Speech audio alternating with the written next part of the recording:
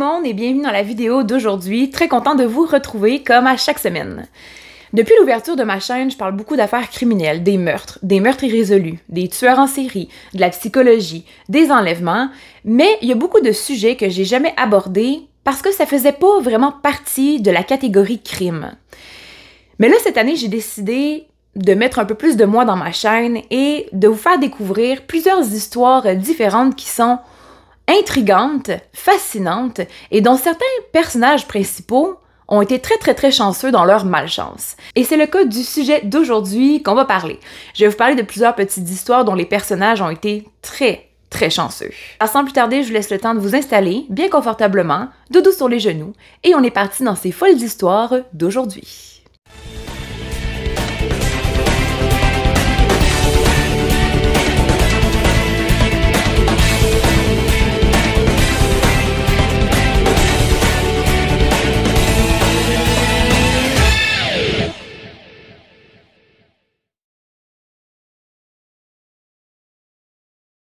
On se retrouve donc le 24 décembre 1971 à Lima, au Pérou. On a la jeune Julianne Kepke, qui a 17 ans, qui est accompagnée par sa mère Maria, et toutes les deux, ainsi que 90 autres personnes, vont prendre l'avion en direction de Pucallpa, toujours au Pérou. On est le 24 décembre et Julianne et Maria veulent aller rejoindre le père de Julianne, qui s'appelle Hans, et qui se trouve à Pucallpa dans le laboratoire scientifique où il travaille. Donc, les deux personnes ainsi que les 90 autres passagers vont embarquer dans l'avion L-188 qui mène à Pucallpa. Le début du vol va se passer très bien, Julianne va mettre sa ceinture. Quelques minutes plus tard, l'avion va passer dans une zone de turbulence. Julianne Kepke, lors d'une entrevue, va mentionner qu'elle a littéralement vu l'avion se faire couper en deux par un éclair.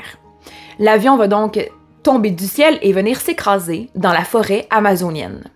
Par chance, Julianne était attachée à son banc et par je ne sais quelle chance, elle va atterrir dans un arbre en position assise et c'est littéralement le banc qui va lui sauver la vie. Elle va donc tomber inconsciente et lorsqu'elle va se réveiller, elle va constater qu'elle a la clavicule cassée et une grosse entaille sur son bras. Elle va donc descendre de l'arbre et malheureusement, elle va constater que sur les 92 passagers du vol, c'est la seule qui a survécu. Le choix, malgré la terreur et la peur de se ramasser toute seule dans un endroit très hostile et très dangereux, Julianne doit avancer. Au cours de sa marche, elle va fouiller les bagages qui sont tombés à proximité de où elle est tombée et elle va tomber sur 11 petits paquets de bonbons protéinés. C'est ce qui va lui servir principalement de nourriture pour les jours à venir. En marchant dans la forêt, elle va se remémorer ce que son père lui disait et surtout ce qu'il lui a appris. Tous les cours d'eau mènent à la civilisation. Donc, elle va trouver un cours d'eau et elle va le longer pendant plusieurs jours. Au fur et à mesure des jours, la plaie qu'elle a sur le bras va malheureusement s'infecter. Elle dira également qu'elle ne dormait pas du tout pendant ces jours-là. Elle avait tellement peur et elle se faisait piquer par les bébites, donc les maringouins, les animaux qu'il y avait dans la forêt amazonienne, et certaines de ces piqûres vont aussi s'infecter. À un moment, il y avait tellement d'infections qu'elle va dire qu'il y avait des vers qui se sont installés sur son corps, mais aussi dans sa plaie sur son bras. 9 jours plus tard, elle va trouver, par un heureux hasard, un canot qui était accosté sur le bord du cours d'eau. À quelques mètres du canot se trouve une petite cabane qu'on appelle une cabane de chasseurs. C'est des gens qui sont payés pour surveiller la forêt amazonienne et qu'il n'y ait personne justement en danger comme elle. Mais là, Julianne ne veut pas prendre le canot parce qu'elle ne veut pas le voler. Alors, au lieu de ça, elle va entrer dans la cabane. Elle va se mettre à regarder ce qu'il y a dans la cabane et il y a le moteur du canot. Il y a également un gros bidon d'essence. Elle va se rappeler ce que son père lui a dit, que l'essence peut aider à guérir des plaies, mais également à évacuer tout insecte. Alors, elle va s'asperger d'essence et elle va réussir à sortir les larves qu'il y avait dans sa plaie et dans ces quelques piqûres qu'elle avait sur le corps. Elle est restée plusieurs heures seule dans la cabane. Et plusieurs heures seule dans la cabane, elle a pris le temps de compter les larves qu'elle avait retirées et elle en avait retiré 35 au total. Elle va attendre quelques heures dans la cabane seul en espérant être retrouvé par des gens. Et quelques heures plus tard, il y a deux bûcherons qui vont arriver dans la cabane. Ils vont trouver Julianne qui est étendue sur le sol à moitié consciente. Elle s'est aspergée d'essence et là, elle ne va vraiment pas bien puisque l'infection a fait son travail sur son corps. Et donc, les bûcherons vont prendre le canot dès le lendemain matin pour l'emmener jusqu'à l'hôpital de Pucallpa où son père l'attendait. Cette affaire ne va pas la traumatiser, contrairement à ce qu'on pense. Julianne, c'est une femme très forte et 1 an plus tard, elle va entreprendre des études en biologie de l'université de Kiel en Allemagne. Elle va donc suivre les traces de ses parents, car oui, sa mère était ornithologue et son père, un chercheur qui avait créé une station de recherche au Pérou, tout simplement.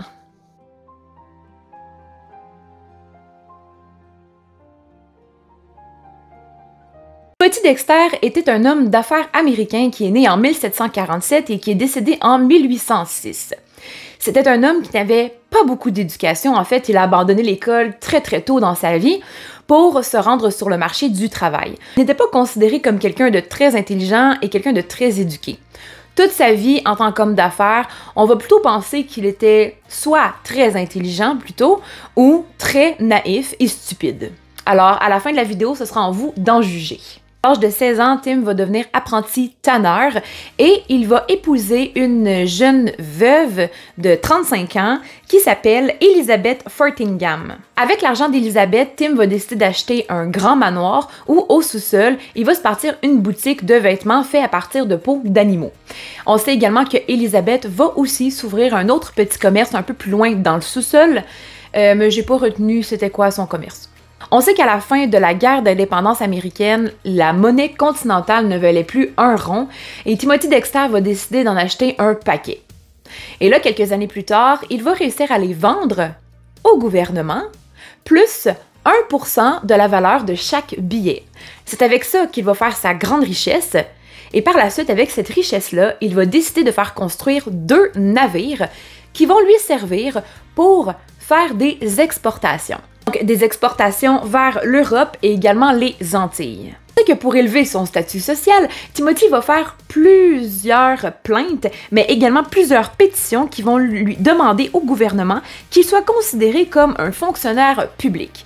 Le gouvernement en a eu vraiment marre après plusieurs pétitions qu'ils ont reçues et ils vont décider donc de lui donner le titre d'informateur de serre. Faut dire qu'à cette époque-là, il se trouvait à Newburyport. Et en fait, ce qui arrive, c'est que Newburyport, il n'y a pas de serre.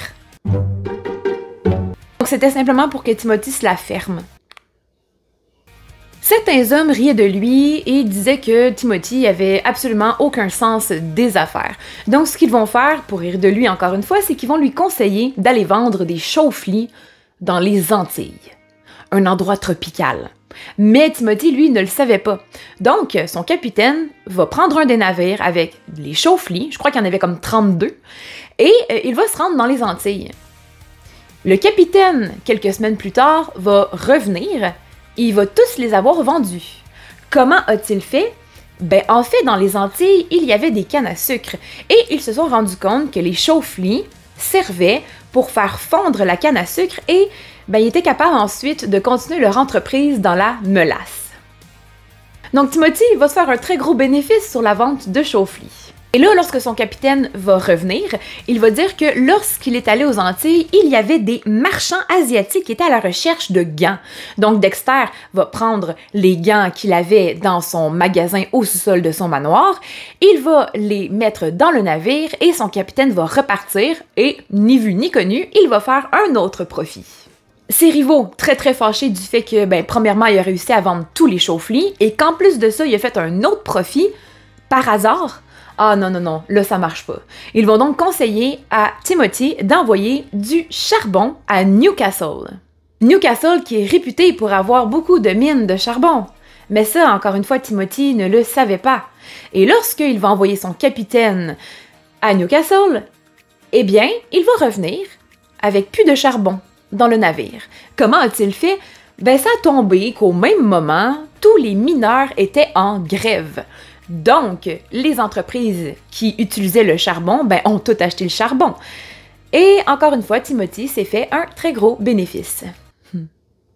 Un autre moment, on a dit à Timothy d'expédier des gants sur les îles de la mer du Sud, soit en Polynésie, où il fait chaud, hein? Là, le capitaine va se rendre avec les gants et le navire sur les îles de la mer du Sud, et au même moment, il y avait encore une fois des marchands, mais cette fois-ci portugais, qui s'en allaient vers la Chine et qui vendaient aussi des gants. Donc, ils ont acheté toutes les paires de gants. Et encore une fois, Timothy s'est fait un très gros bénéfice. On lui a également dit d'exporter des Bibles en Inde. Alors lui, Timothy, il connaît pas vraiment la religion et il sait pas vraiment si ça va être pratique ou un bénéfice, mais bon, il fait confiance et il va envoyer son capitaine en Inde pour aller expédier les Bibles. Et encore une fois, le capitaine va revenir avec plus aucune Bible dans le navire. Comment il va faire ça? Eh bien, ça tombait qu'il y avait à ce moment-là des missionnaires de passage qui ont acheté toutes les Bibles. Donc, encore une fois, Timothy s'est fait un très gros bénéfice. Là, les rivaux sont vraiment tannés et plus l'émission avance et plus on dirait que la marchandise devient random, nowhere. À un moment, ses rivaux vont lui dire d'envoyer des chats errants aux îles des Caraïbes. Et donc, Timothy va parcourir les petites ruelles et il va capturer des chats errants, il va les mettre sur son bateau et il va envoyer son capitaine dans les îles des Caraïbes. Et là, lorsque son capitaine va revenir, il n'y a plus de chats. Il a tout vendu. Mais comment a-t-il fait? Ça tombe qu'à ce moment-là, dans les îles des Caraïbes, il y avait une infestation de rats. Et donc, ceux qui habitaient là-bas, ont tout pris les chats pour exterminer les rats. Tout simplement. Et encore une fois, Timothy s'est fait un très gros bénéfice. Petit fun fact ici, lorsque le capitaine est allé pour vendre les chats errants, il y a des marchands qui ont vu que dans le navire, il y avait des os de baleine. Ils ont tout acheté les os de baleine, ça c'était les os que Timothy avait oublié d'enlever du bateau. Et donc, ils vont les acheter pour en faire des baleines de corset, donc des corsets pour femmes. Là. Donc, ni vu ni connu, il s'est fait 2 bénéfices en seulement un voyage. Et qu'avec tous ces bénéfices-là, Timothy va s'acheter un très très gros domaine dans le New Hampshire et la haute société va le snobber. Bon, en effet, sûrement qu'il était très très très jaloux de sa situation, surtout que Timothy venait pas d'une famille d'aristocrates, il ne venait pas d'une très grosse famille, et là, lui, il réussit à faire sa place comme ça, sans avoir travaillé, sans avoir du sang pur. Voyons, mais qu'est-ce que c'est? Chacun leur tour, ses rivaux avaient essayé de le ruiner, sans jamais y arriver. En fait, ils l'ont enrichi. Lorsque Timothy va acheter son domaine, il va demander aux gens de l'appeler Lord. Donc, Lord Dexter, puisque maintenant il avait un domaine et qu'il faisait partie de l'aristocratie, donc de la noblesse et des gens de la haute société. Les gens étaient comme... Pourquoi je t'appellerais Lord? Timothy, ce qu'il va faire, c'est que chaque fois qu'un enfant va l'appeler Lord, il va lui donner de l'argent. Et chaque fois que les adultes vont l'appeler Lord Dexter, il va leur donner soit de l'alcool, du vin ou encore de la nourriture. Faut dire que Dexter, c'est un personnage assez excentrique. À un moment, il s'est dit « Tiens, je vais simuler ma mort. » Pourquoi? Pour voir qui l'aimait vraiment. Quelle douteuse façon de faire. Mais bref, il va simuler sa mort et, en tout, il y aura 3000 personnes qui vont assister à ses funérailles. Tous les plus endeuillés les uns que les autres, mais là, lui, il est caché derrière une porte, et il y a quelque chose qui lui revient pas. Non, sa femme Elisabeth, il trouve qu'elle ne pleure pas assez, elle est pas assez triste. Pourquoi? Pourquoi n'est-elle pas assez triste? Il va se mettre en colère, et là, soudainement, il va sortir de la porte, et il va pointer sa femme du doigt, il va dire « Viens à la maison ». Et pour le fait de ne pas avoir assez pleuré selon les goûts de Dexter, Elisabeth va être fouettée. Il s'amusait souvent à dire que sa femme était morte, alors qu'elle se trouvait à côté de lui. Là. Il disait en fait que c'était son fantôme, qu'elle était morte plusieurs années auparavant, et que son interlocuteur, c'était pas vraiment elle qui voyait, mais son fantôme, tout simplement. C'était bizarre. Ça, c'est une autre affaire vraiment, vraiment très, très comique que j'ai trouvée. On sait qu'en 1797, soit à l'âge de 50 ans, Timothy va décider d'écrire un livre. Donc, il veut se lancer dans le domaine de l'écriture. Mais il n'est pas éduqué et à peu près illettré. Donc, il va quand même réussir à créer un livre. Et le sujet de ce livre-là, c'est la politique, le clergé, et il va également se plaindre de sa femme. Ce livre-là comportait 8847 mots ainsi que 33 864 lettres. Et le tout sans ponctuation ni point. C'est un peu compliqué à lire, hein, le premier livre, parce qu'il n'y a pas de point, il n'y a pas de point d'exclamation, il n'y a pas de majuscule, il n'y a rien. Donc, on ne sait pas vraiment quand la phrase commence et quand la phrase se termine. Et là, ben, on sait que les lecteurs vont un peu se plaindre parce que, bon, Timothy c'est lui-même auto-publié. Et lorsque les gens vont le lire, ben, ils vont se plaindre un petit peu, là, parce que on comprend pas vraiment...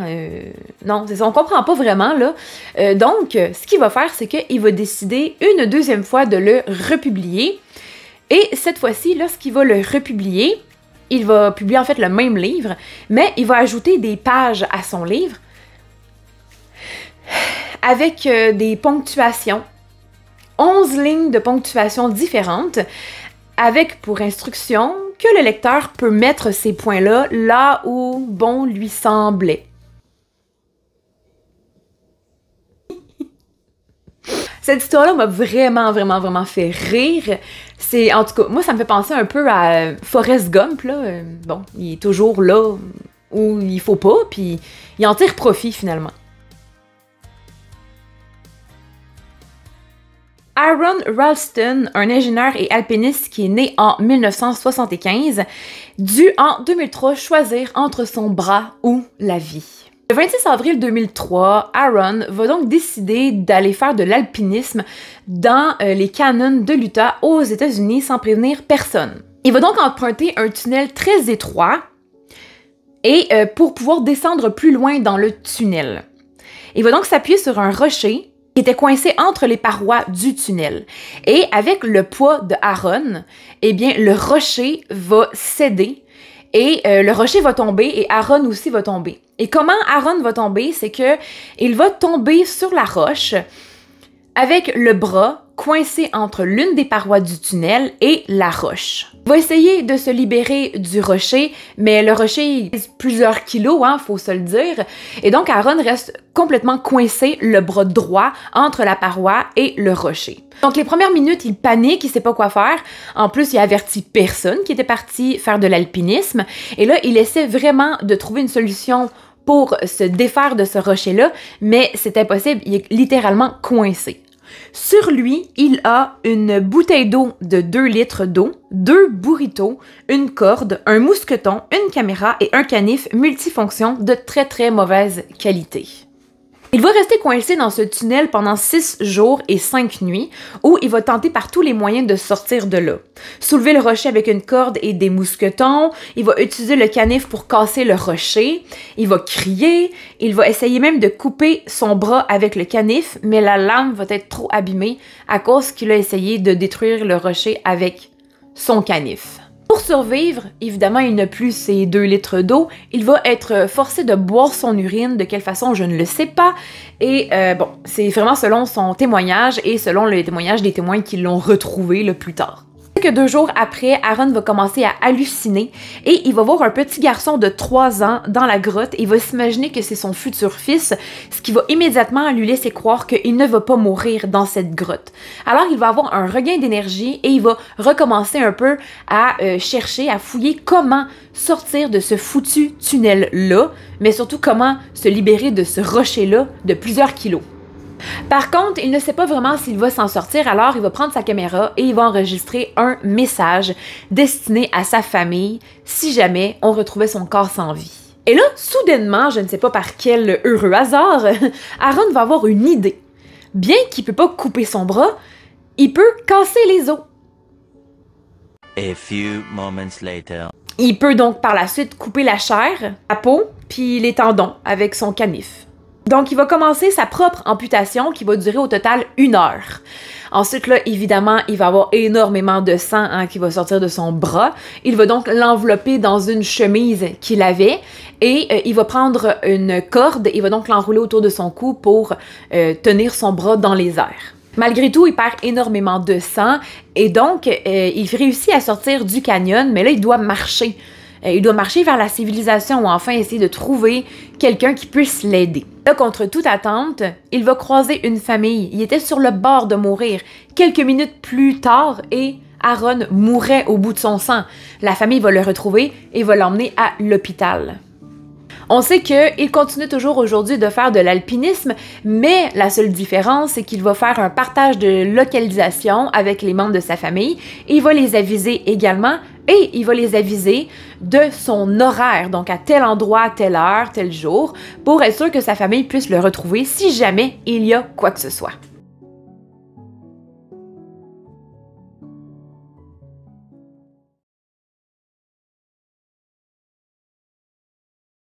L'histoire de cet homme va commencer en 1704 dans l'océan Pacifique au bord du navire anglais où Alexander Selkirk est en expédition. Mais en réalité, il s'est glissé à bord de ce navire pour échapper à la justice de son pays, soit l'Écosse. Le but de cette expédition de ce navire anglais est de capturer les navires espagnols pendant la guerre de succession. On sait qu'Alexander va être nommé navigateur sur ce bateau, mais l'équipage va subir une défaite contre les bateaux espagnols et deux de leurs bateaux où Alexander se trouvait vont donc se séparer. C'est pas tout. Le bateau où Alexander se trouvait, il a subi énormément de dommages et selon lui, le bateau ne peut pas reprendre la mer. Et il dit donc au capitaine Thomas Stradling de s'accoster sur l'île déserte qui se trouve devant eux. Thomas ne veut pas et il veut immédiatement reprendre la mer. Alexander va donc le menacer en lui disant « Ben laisse-moi d'abord sur l'île parce que moi, c'est pas vrai que je vais reprendre la mer. » Donc Thomas va exécuter ce que Alexander demande et Alexander va descendre sur l'île qui est inhabitée. Et là, Alexander va se retrouver devant ses coéquipiers et va leur demander « Qui me suit? » Personne va le suivre. Tout le monde va rester sur le navire. Alors là, Alexander, il vient de se rendre compte qu'il est tout seul dans son mode de pensée, que le bateau ne peut pas reprendre la mer. Et là, il demande à Thomas de le ramener sur le bateau et Thomas ne veut pas. C'est donc là que le bateau anglais va partir et va donc disparaître de la vue de Alexander Selkirk, qui se retrouve, ni vu ni connu, tout seul sur une île déserte. Lorsque Alexander Selkirk est descendu du bateau, Thomas Stradling a quand même eu la gentillesse de lui laisser son coffre de navigateur. Donc, il y avait tous ses effets personnels dedans. Les premiers jours, ça va être horrible pour Alexander, qui ne veut pas quitter la plage de cette île. Il veut pas s'embourber dans la forêt parce qu'il ne la connaît pas, il connaît pas cette île-là. Il a peur, évidemment. Et donc, il va rester vivre là, sur le bord, pendant plusieurs jours. Dans son coffre, il y avait un mousquet, de la poudre à canon, un outil de charpentier, couteau, des vêtements, de la corde et une Bible. Malgré le fait que Alexander avait vraiment peur de s'aventurer dans la forêt, il n'y aura pas vraiment le choix parce que c'est une île où les lions de mer s'accostaient lors du temps de reproduction pour se reproduire. Et donc, il aime vraiment pas les cris, il a peur, il a surtout peur de se faire attaquer. Donc, il n'y aura pas le choix, il va rentrer dans la forêt de cette île inhabitée.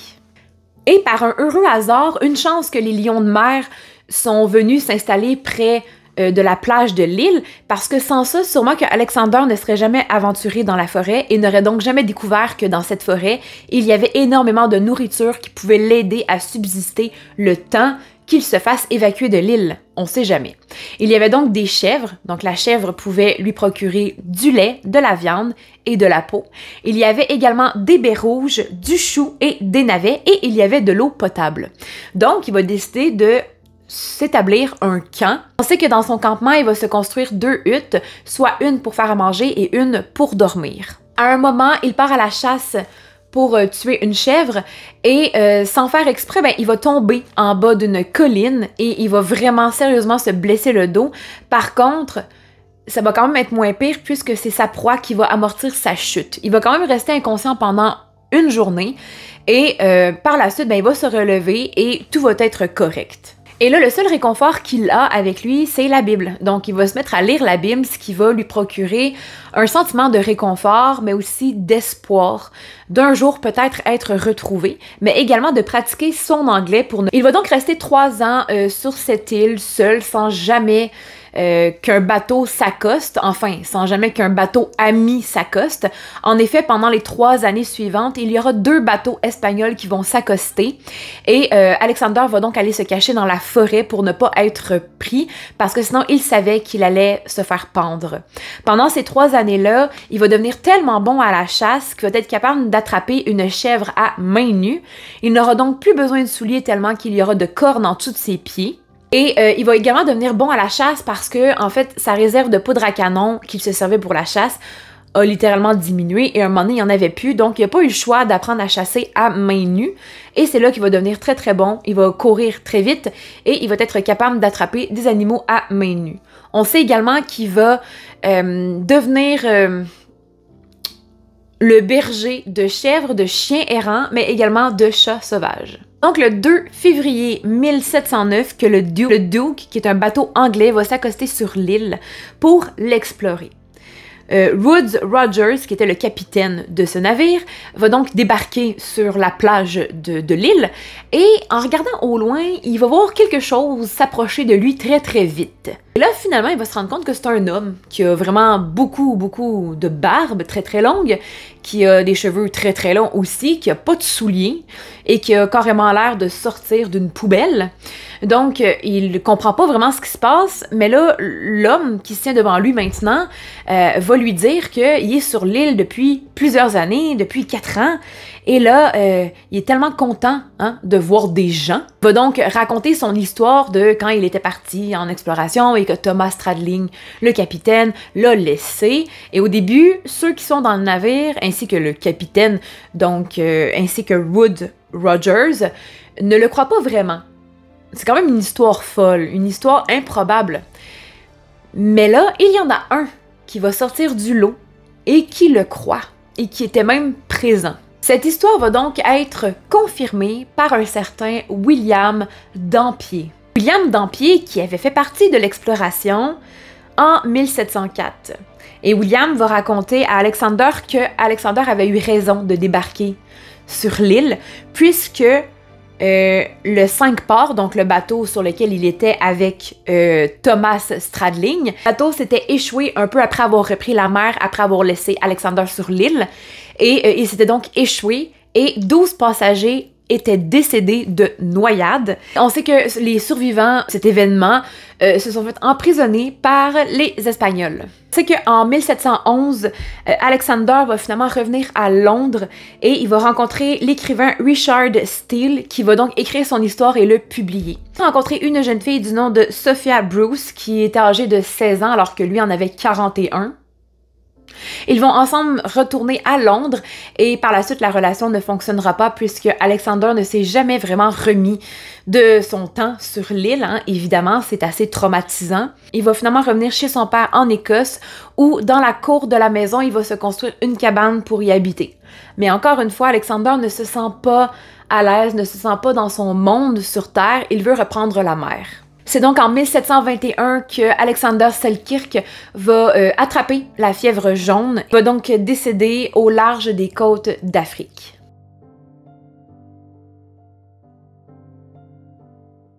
C'est tout pour moi pour cette vidéo, j'espère que vous avez apprécié le contenu. Et ben sur ce, dites-moi quelle histoire vous trouvez la plus folle entre ces 4-là. Moi, personnellement, ma préférée, c'est celle de Timothy Dexter. Vraiment, là, le gars le plus chanceux au monde. Mais toutes ces histoires sont incroyables avec des gens qui avaient le courage, on sans même le savoir, on est très courageux. On peut le voir au travers de toutes ces histoires-là. Bon, mis à part Timothy, là. Timothy, lui, c'est plus drôle qu'autre chose, mais bref, écrivez-moi en commentaire l'histoire que vous avez préférée. Et sinon, ben, on se retrouve pour un prochain sujet. Mais d'ici là, prenez grand soin de vous et de ceux qui vous entourent. Ciao, ciao!